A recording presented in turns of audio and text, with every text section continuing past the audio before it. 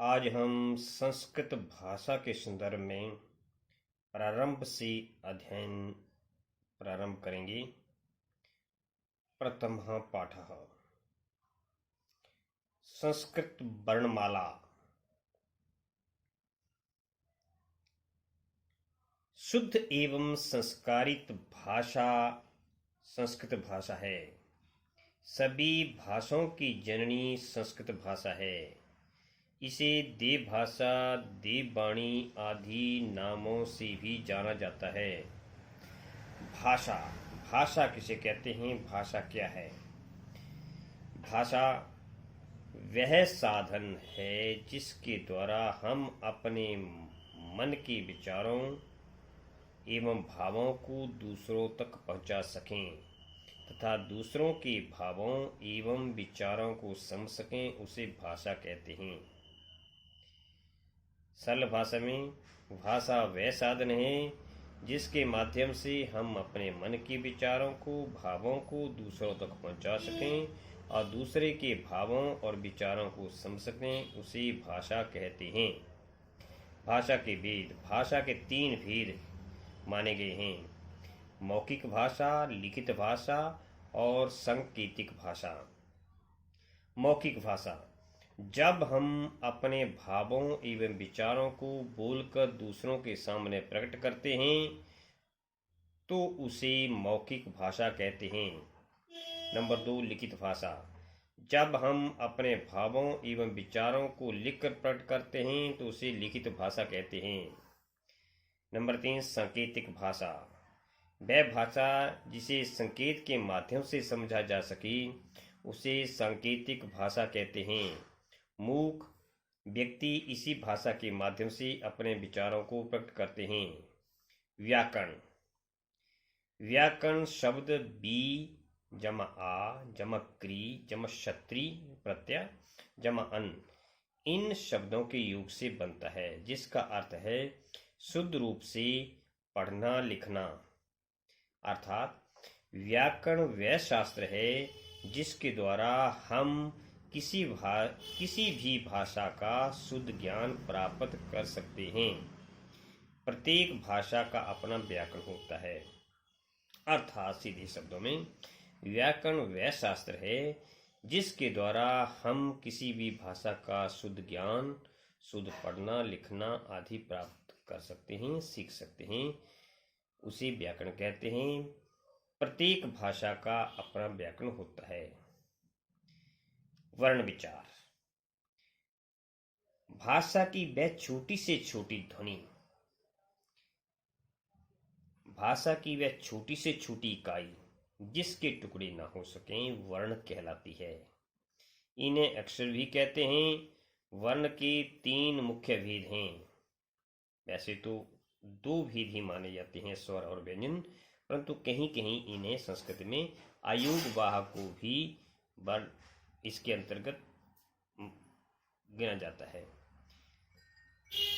अयोगवाह को कई जगह स्वर और व्यंजनों के अंतर्गत नहीं गिना जाता है, इसलिए स्वर, अयोगवाह और व्यंजन 3 मुख्य भेद हैं। स्वर।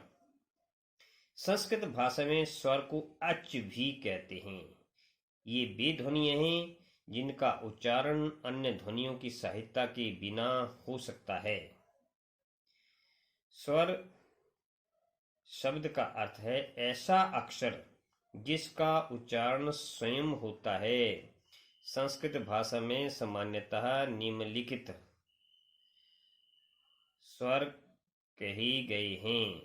सामान्यतः, वैसे तो इसके 11 हैं, परंतु कहीं कहीं इनको भी स्वर माना गया है। अ आ इ ई उ ऊ री री लरी ए उ औ। ली स्वर का प्रयोग प्रायः अब समाप्त सा हो गया है। स्वरों का वर्गीकरण। उच्चारण एवं मात्रा के आधार पर स्वरों के 3 भेद हैं: ह्रस्व स्वर, दीर्घ स्वर और प्लुत स्वर। ह्रस्व स्वर वे स्वर हैं जिनके उच्चारण में कम से कम समय लगता है। ये सामान्यतः ये 5 हैं, परंतु आजकल 4 का ही प्रचलन है। अ, इ, उ, रि, लरी। दीर्घ स्वर। दीर्घ स्वर वे स्वर हैं जिनके उच्चारण में हर्ष स्वर से दुगना समय लगता है।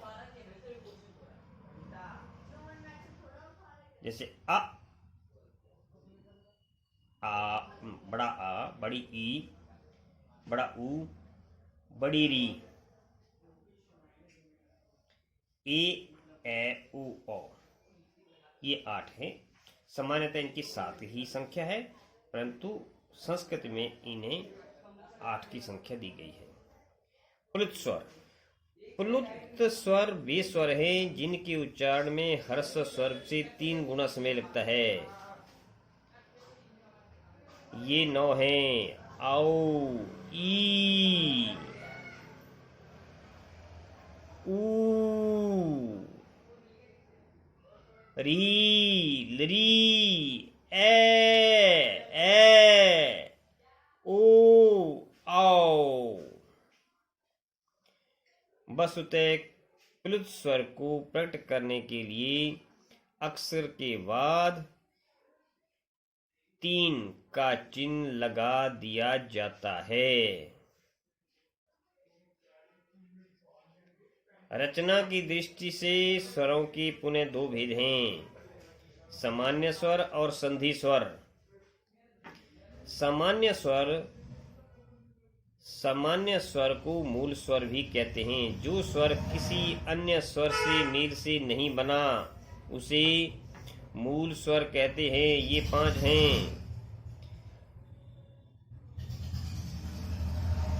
अ, इ, उ, री, लरी।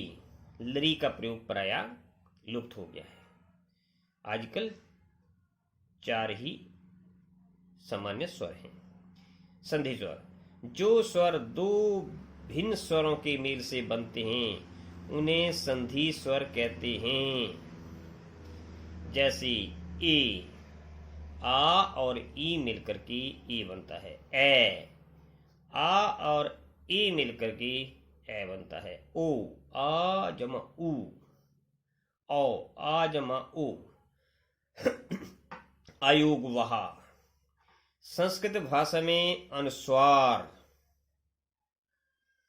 विसर्ग, जीवामूलीय,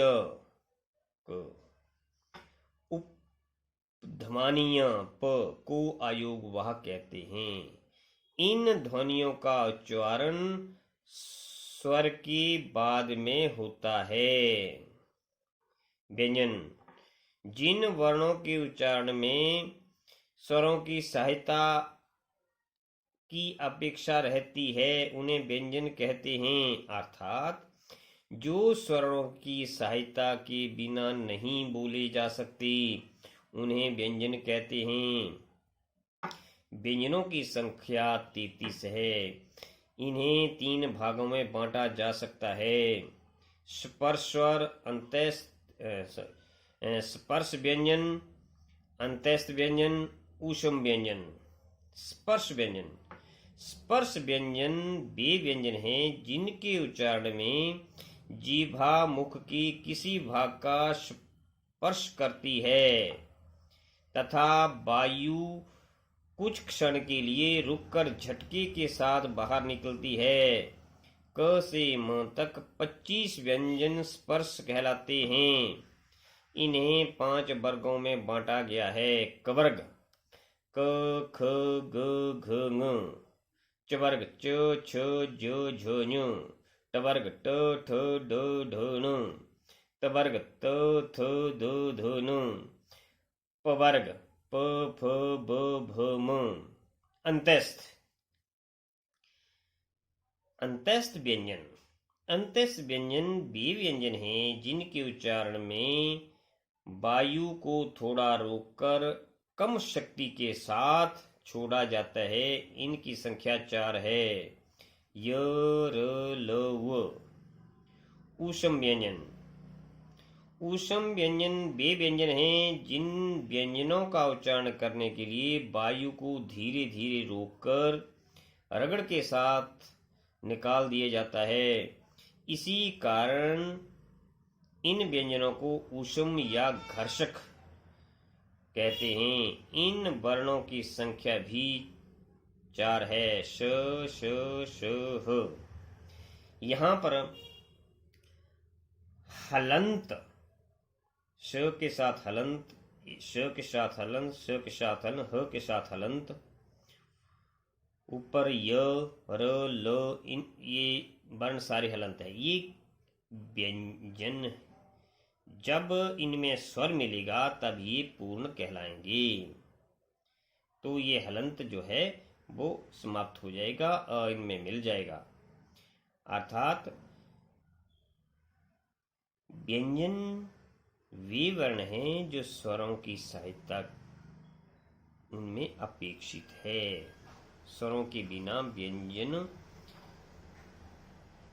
पूर्ण नहीं है।